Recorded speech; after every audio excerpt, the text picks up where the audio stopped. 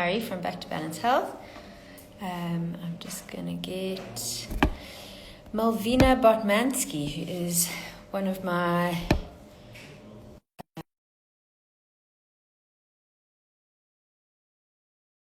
getting her to join us today.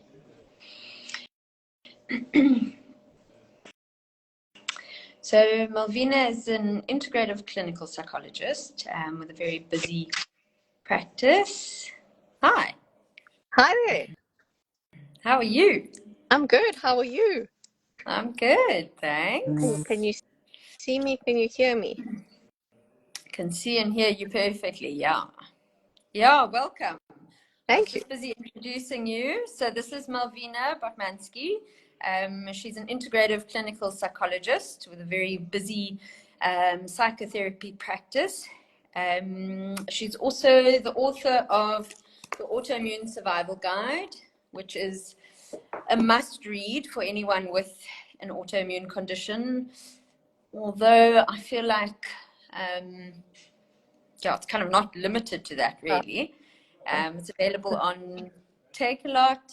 So yeah, highly suggest you read it. She's also the founder of Lala Palm, which is a wellness safari company, which we can touch on a little bit later as well. But yeah, welcome. Thanks for joining us. Thank you. It's nice to be here. Yes. So I'm going to launch straight into it because there's so much that we can talk about when we broach such a huge topic of autoimmunity. So tell us more about how trauma can link to autoimmunity. So trauma and stress, I believe, are the biggest neglected elements in the causal factors behind autoimmunity. It's something that hasn't been considered until quite recently. So trauma, when we think of it, it's more than just a negative event in life. It has an effect on our nervous systems. It is suppressed and incomplete survival responses that are physiological in nature, and they get locked up inside of us. So the events that happen in trauma launch certain emotions inside of us, but often due to us going into a freeze response during trauma, those emotions and those physical sensations of that trauma get trapped inside of us. So it's that there is, as a consequence, an overactivation in the nervous system, and we get suspended in a state of releasing constant adrenaline. And until we go into that trauma and work with it and unlock it, that adrenaline is always there. So this, we all know that when we have high adrenaline, when we have high cortisol levels, what happens? We get a little bit of flu, we get sick. So the impact of trauma then becomes that it suppresses our immune systems. And, in addition to that, when we are in fight or flight mode, our bodies are very clever. They want us to survive. Okay? So they suppress our digestion. They suppress our ability to rest, which is, it stops the ability for our bodies to heal. So it's very important to know that, that adrenaline caused by trauma persists long past that traumatic event and suppresses that functioning, that optimal functioning of our bodies. And another aspect of trauma is that, how it's related to autoimmunity is the kinds of trauma that we go through in childhood. So it's, we might have a caregiver that we are perhaps very nervous around. That makes us scared. And then we become a little bit of a soft identity. We suppress our authentic self. So the kinds of traumas that we go through shape our personality. And these kinds of personalities that the trauma then forms inside of us, often being a people pleaser, a fixer, a type A personality, all of these kinds of personalities are often behind autoimmunity. And that these are the kinds of personalities that have a tendency to burn out, overextend themselves, and live at the expense of themselves. Yes, absolutely, myself included. That just rings so true. And I think one of the best elements of the book is that it does touch on that. And I see it so often in my practice as well. I kind of always smile when they are that kind of personality type, and you are then sitting with the diagnosis of an autoimmune condition. Very interesting. Yeah. So, yeah, and I think, it's such an important thing that you bring up is integrative medicine really kind of focuses on supporting the body's innate healing potential. And, this is kind of one of the things that goes wrong, or maybe as a self-protective mechanism, it occurs and then comes about as autoimmunity. So what... In line with what you're saying, the autoimmunity is almost like a healing message. It's this, indicator light on the car that's gone on, and it's saying to you, you need to look inside the bonnet. And I mean, in some way, for that reason, we can interpret it positively, because that autoimmunity wants you to live your true narrative in life. It wants you to live a life script that will probably be a lot better for you in the long run. Yes, exactly. And this is it, people, there's that initial, when you get a diagnosis, there's the initial panic. And, the conventional medical approach doesn't really it doesn't broach any of this at all. It doesn't look at nutrition, it doesn't look at helping this innate healing potential do what it's actually trying to do. And so that's why it's imperative to have an integrative functional medicine approach when you are dealing with autoimmunity. And then most importantly, your work that you do with looking at the psycho-emotional elements and traumas, and delving deeper into those to try and bring about full resolution. Yeah.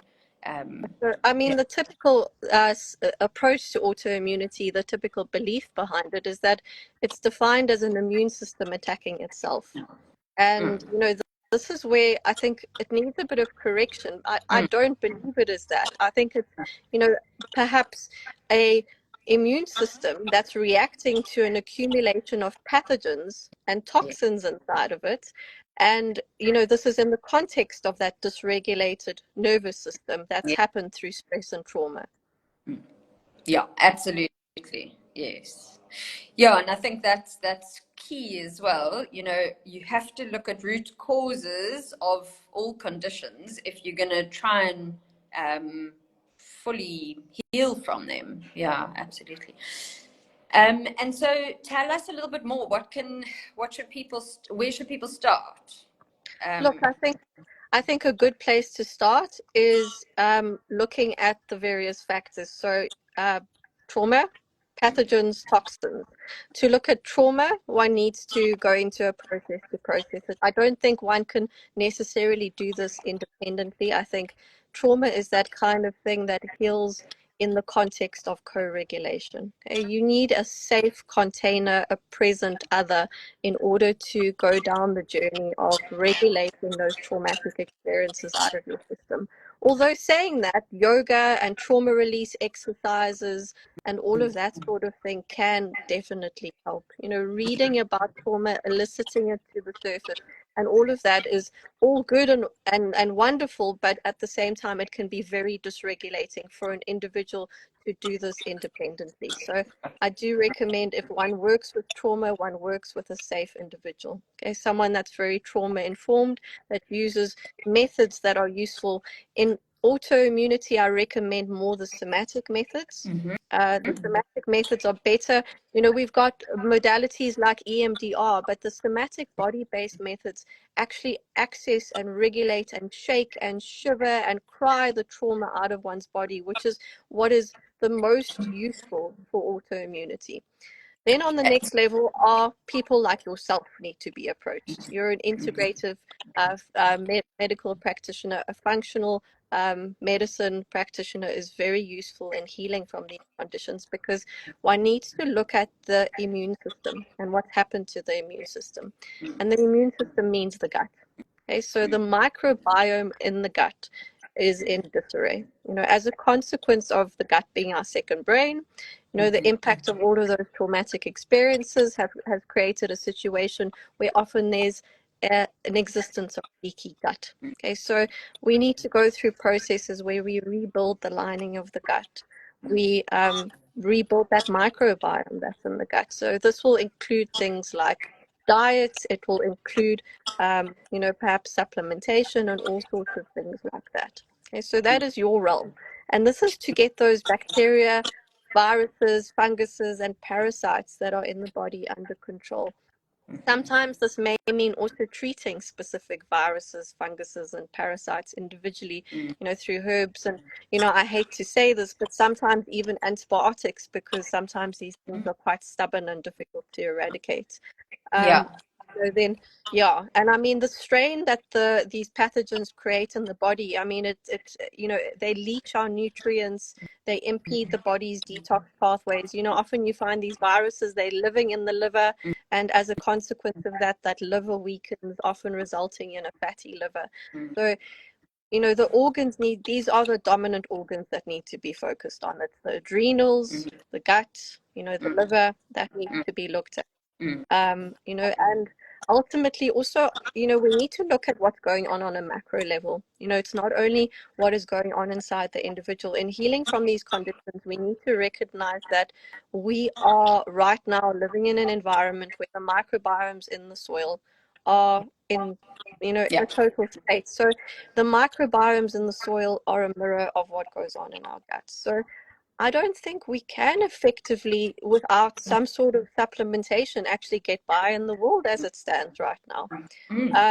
I think we do need to be on probiotics and all of that, because if we are eating from the soil, we're not getting what we need to from them. In addition to that, pollution, the agricultural food practices that we are exposed to, I mean, chemicals such as glycophosphates, fluoride in the water, and what it does to wipe out the microbiomes in our guts.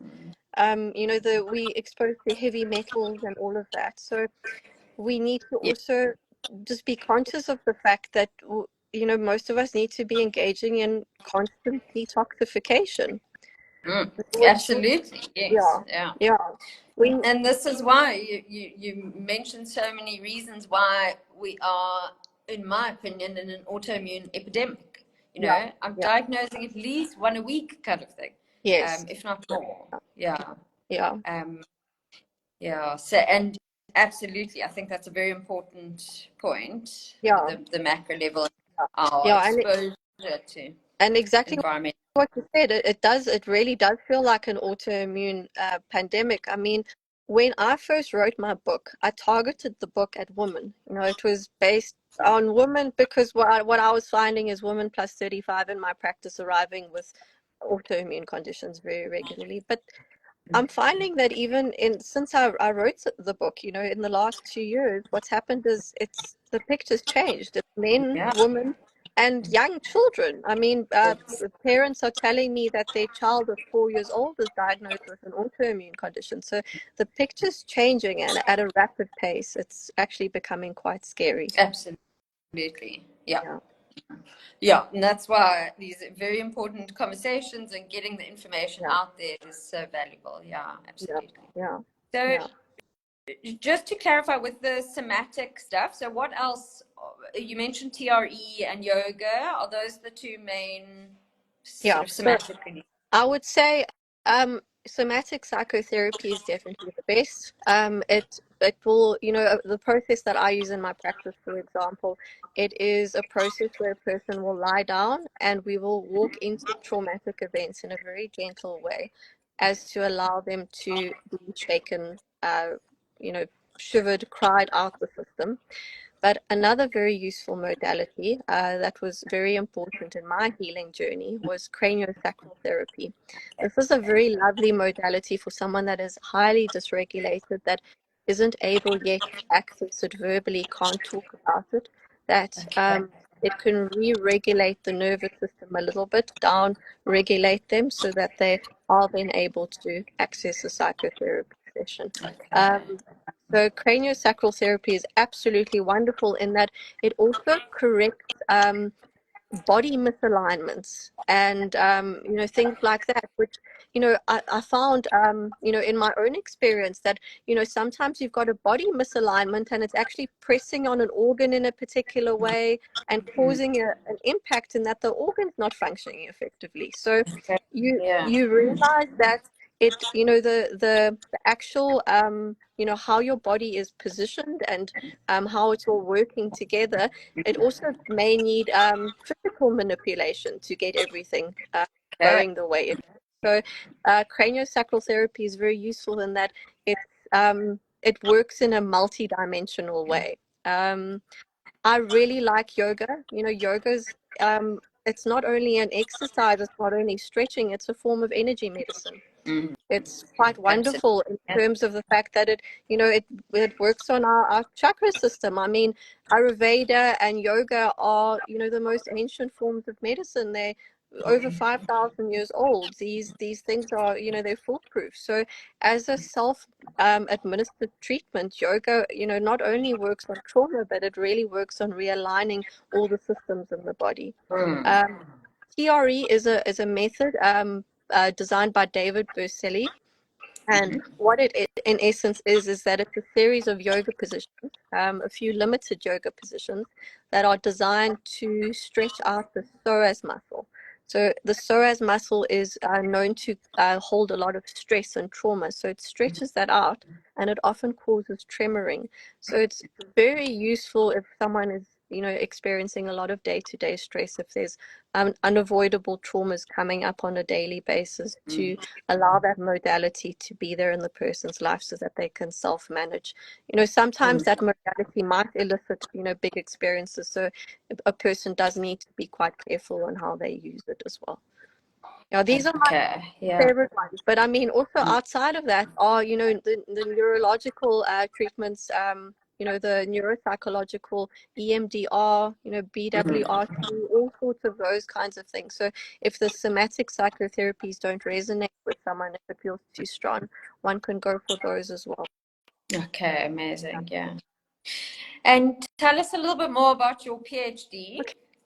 Okay, so my PhD was on ayahuasca and trauma.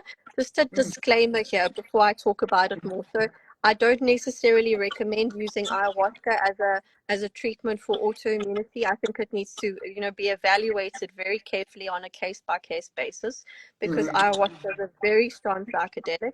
And as much as it is really useful for accessing suppressed traumatic experiences, it might be too much for the system to handle. So a person really needs to be just very aware of where they're at and what they can digest in that moment of their lives, because sometimes ayahuasca might lift things up and one needs the time and also the energy in order to process that. So Okay. what my study looked at was, it was a qualitative study. It was based on participants in South Africa with a local facilitator. You know, the aim was to see, you know, what was coming up and whether this was, you know, perhaps similar to global research, whether we're doing it okay here and all of that. Yeah. And it was, you know, aimed at exploring the mechanism by which ayahuasca works on trauma. You know, so there was very clearly a lot of consensus in that people found that it elicited repressed memories.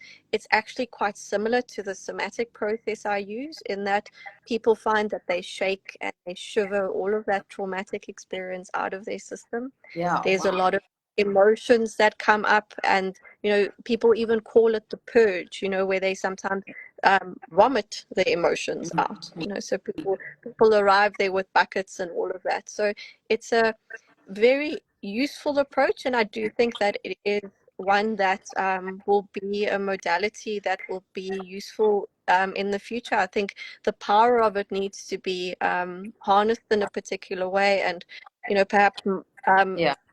the systems need to be designed where it can be used safely, although there's an abundance of people using it. I mean, operating in the Cape, one just sees, you know, it's almost every second person is doing those kinds of psychedelics in order to heal themselves.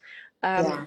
I do recommend that people do be careful though, because it's, you know, it's not completely foolproof, and one can actually re-traumatize oneself if it is not used safely.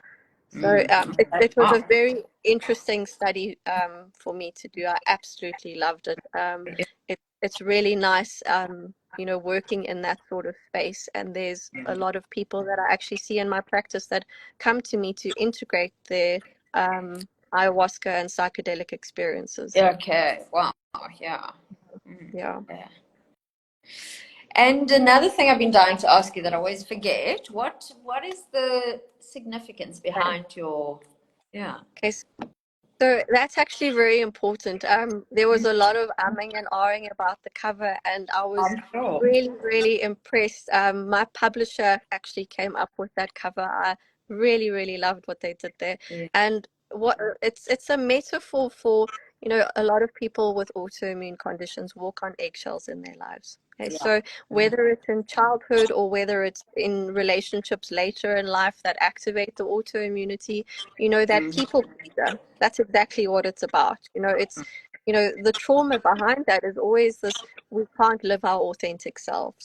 We can't express our true voice. I mean, Hashimoto is a pure manifestation of that, the blockage being in the thyroid, Yeah. where one doesn't express oneself. Mm. And it's, in these conditions, it's that, the personality is usually, smaller. It's made to be smaller. So it's this, the front cover of the book is this: I'm outgrowing my eggshells. Okay. I'm Wow. growing through them, and that means processing all of the things that happened that shaped me to be that particular way, so that I can be my true self. I can be my assertive, boundaried, strong identity. I can walk into the world and have a voice. Mm. Yeah. Oh, it's amazing. Yes, well done. Yeah. It's excellent. And now I'm so excited to have you on the Back to Balance team, where we, yeah, hopefully we'll soon to launch a few online courses where people can kind of access so much. Because I mean, the book is pretty, it's a dense amount of invaluable information. And I've read it a few times already. And I encourage my patients to kind of really sit with it. And it's kind of a reference guide as well that you'll have forever. And I think with the courses, maybe it's kind of a little bit more digestible and interactive. And yeah, I'm excited for that.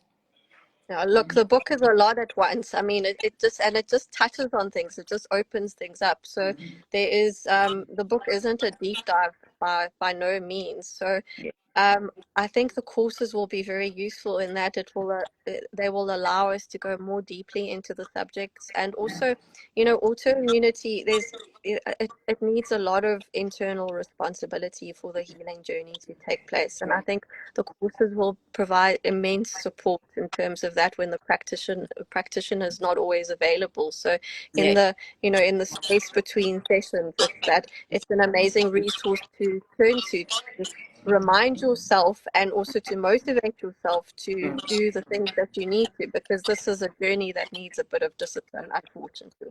Absolutely. Yeah, yeah. So some of the courses that that I'll be, and I'm so grateful that you invited me to join you on this. I'm actually so excited about it. It's so nice to be part of this collective. The courses that I will have on there will be nervous system regulation. It will be quite a fun, playful course, just to get people in touch with that part of themselves again. Yes. Often when we are deeply in fight or flight, we lose that ability to play. So this course is just to inspire that again and to bring you back to that part. Amazing. Yes. Then I've also created a course which is an introduction to trauma healing. This is a quite an intensive course, in that it will just open up in one's mind. Often people don't understand what traumas they went through. Yeah. The things that they went through, they've normalized as normal. So this is Yeah, and yeah, especially these personality types where we kind of just, we don't want to complain. Everything's fine. No, don't worry about me. That kind of thing. yeah, Yeah, yeah. yeah. So it will be that this course will just be there to assist one to start thinking and opening things up. I do really encourage that if one is going to do this course, that one have an already established relationship with a practitioner, because I do think that this course could potentially dysregulate to some degree. I've built into the course methods to help regulate an individual. And I encourage people when they're doing the course just to keep doing those things that are built into the course.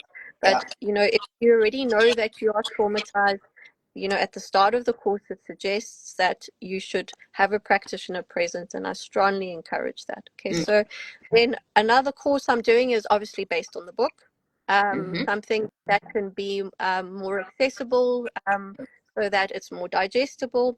So it will be exactly that, the Autoimmune Survival Guide in the form of a book, and it will also have added chunks of information. Obviously I'm growing in this process and constantly learning, so everything that I have learned and all my updated knowledge will be also in that course.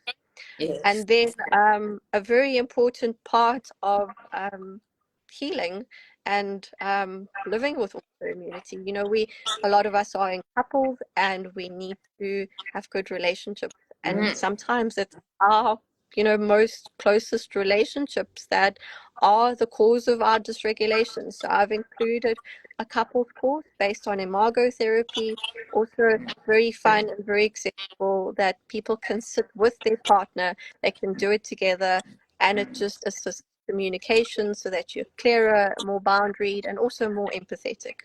And then my last course that I'm putting on for now, I'm sure there will be more in the future, will be a Jungian psychotherapy course. Now, the reason I'm putting this one on is because, not only with autoimmunity, but across the board, I feel people are unable to live their true script. So Jungian psychotherapy methods for me are the best way to access the true self. Just his theory is completely focused on that. These personas that we live, and then underneath that, we've got these shadow aspects that we don't want to reveal to the world. And we've got these, true parts of ourselves that we, want to express so that we can live our full potential. And I mean, this is especially relevant in the case of autoimmune patients, because they live in your script of a people pleaser or a fixer, or something that's not them.